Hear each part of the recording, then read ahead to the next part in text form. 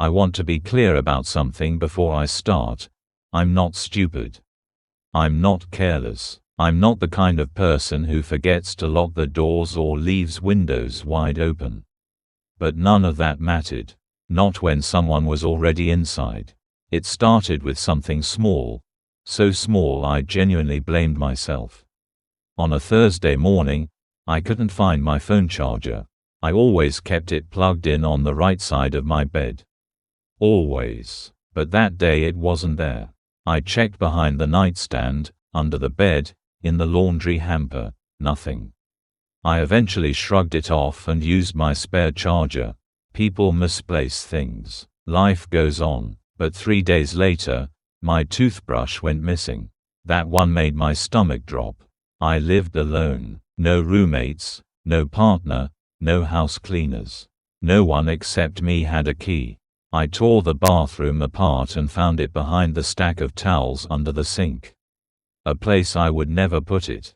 Still, I tried to be rational. Maybe I grabbed the wrong towel the day before and accidentally knocked it off the counter. Maybe it fell and rolled. Maybe, then the bread disappeared. Not the whole loaf, just 3 slices, taken from the middle. Like someone didn't want me to notice. That's when I changed all my locks. I even installed cameras, cheap ones I bought online. But at least it felt like action. I slept fine that night for the first time in a week. Until the next morning, when I checked the footage.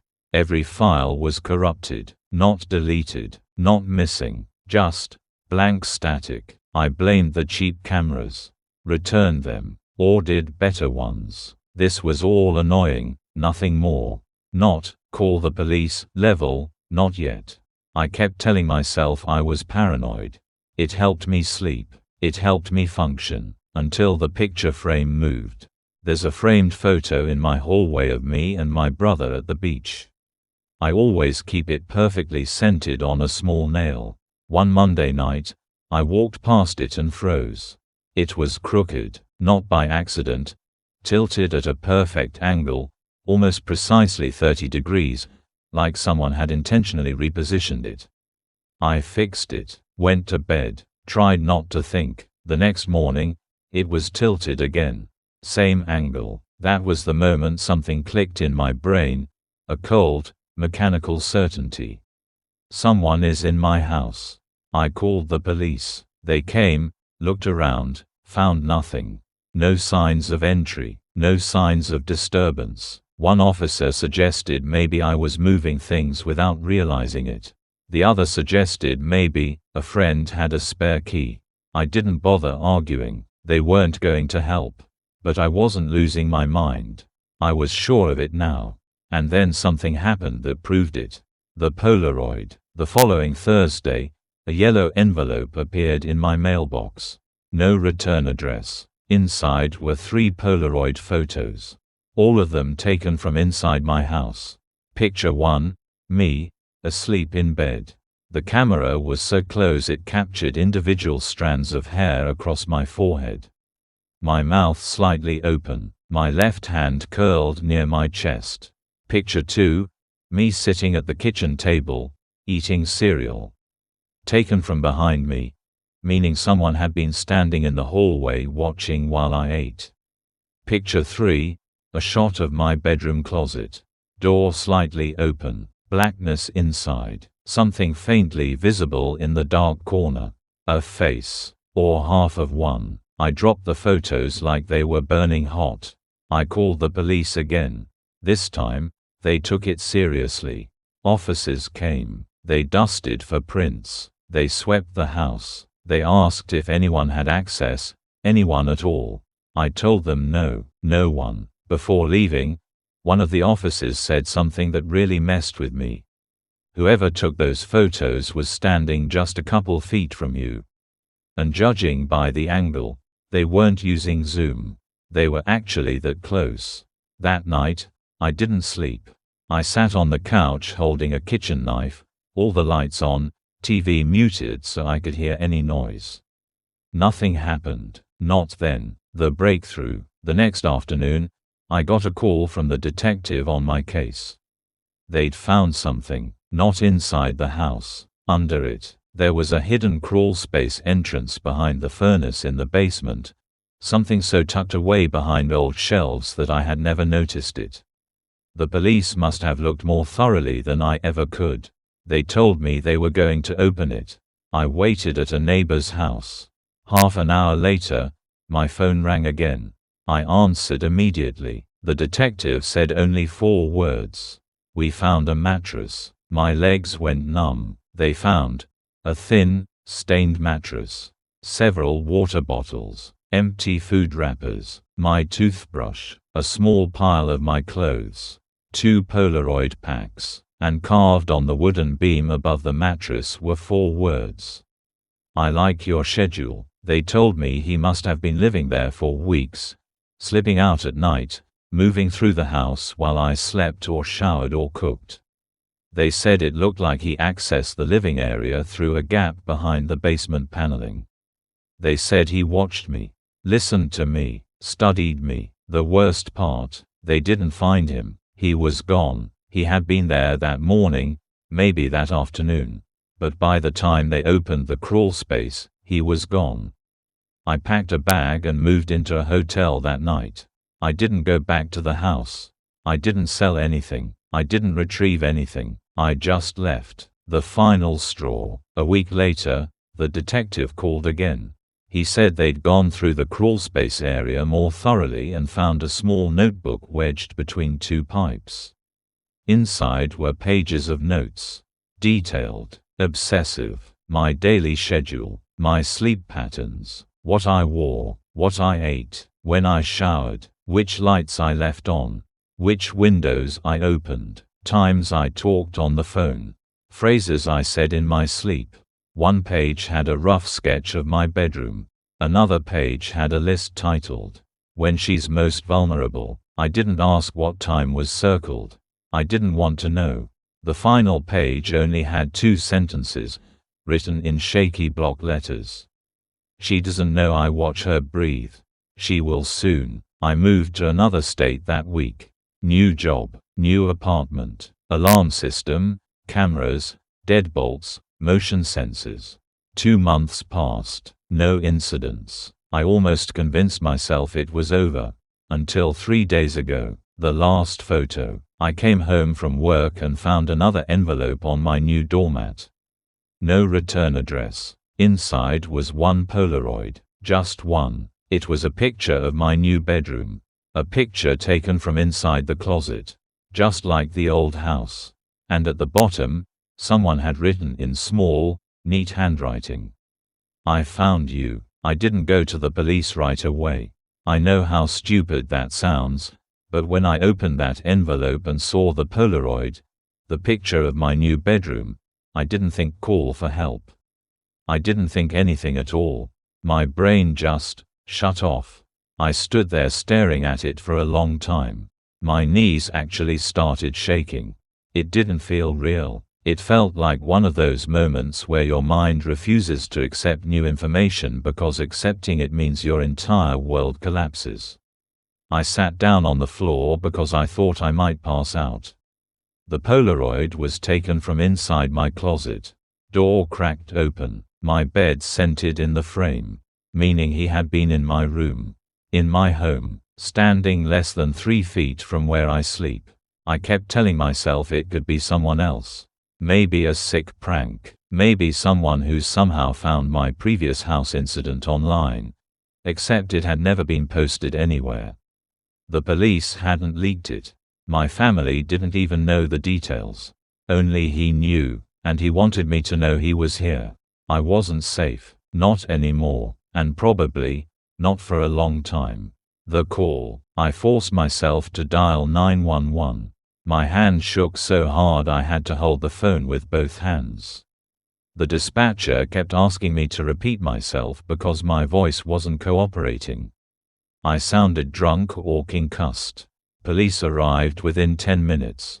They took the envelope, bagged the Polaroid, questioned neighbors. Nothing. No footage from building cameras.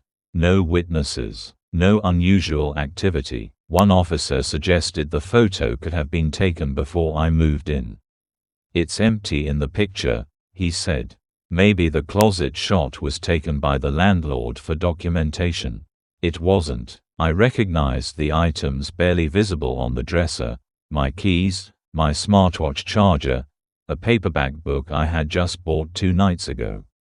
This was recent, very recent. They swept the apartment, found nothing. Behind my closet, nothing. Under the bed, nothing. Behind the kitchen kickplates, nothing. But they did find something in the hallway outside my door. A faint shoe print facing my apartment. Size maybe 10 or 11. Worn tread, not mine. They said it was possibly unrelated. I knew it wasn't. They recommended I stay with someone for a few days. But I didn't want to drag anyone into this. No one deserved to become part of my nightmare. So I booked a hotel for 1 night, just long enough to think. 1 night, 1 single night. I checked in, locked the door, latched the chain, shoved a chair against the handle, and sat on the bed fully clothed. That's when my phone buzzed. A text from an unknown number. "You can move again if you want. You're prettier when you sleep." My stomach turned so violently I had to run to the bathroom. He had my number. I don't know how long I sat on the tile floor trying to breathe. Then another text. "I'm not in your apartment anymore." Those words, "not anymore," they confirmed something. He really had been inside. And worse, he wanted me to know. A minute later, another message arrived. A photo. I didn't want to open it, but I had to. It was the view from the peephole of my hotel room door. Same wallpaper, same carpet pattern, same humming exit sign reflection. Someone had stood on the other side of my door and taken a picture. My hotel door, my hotel floor, my room. I still can't describe the level of cold that spread through my body. It felt like someone poured ice water into my spine. I didn't call the police this time. I didn't move. I didn't breathe. I just listened. And then I heard it. A very soft, very deliberate tap on my door. Once. Then silence. Not a knock. Just a tap. Like someone touching the door with one finger. I didn't move. I didn't answer. I stayed frozen on the bathroom floor for hours.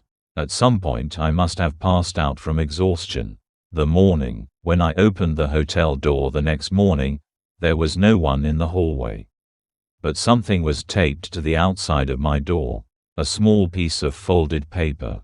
Inside, written in neat tiny handwriting. "I watched you sleep at the old house. I watch you sleep here too." That was the moment something inside me broke. Police were called. Hotel security reviewed footage. They found him. A man wearing a hood pulled low and a mask covering his face. He walked up to my door around 2:14 a.m., stayed there for 6 minutes. Adjusted the peephole camera with his thumb. Took photos. Slid something under the door. Then left through the stairwell. No fingerprints. No face. No identifiable skin. No witness. But one detail stood out. He limped. A slight right leg limp. It meant something. I didn't know what yet, but it was a detail.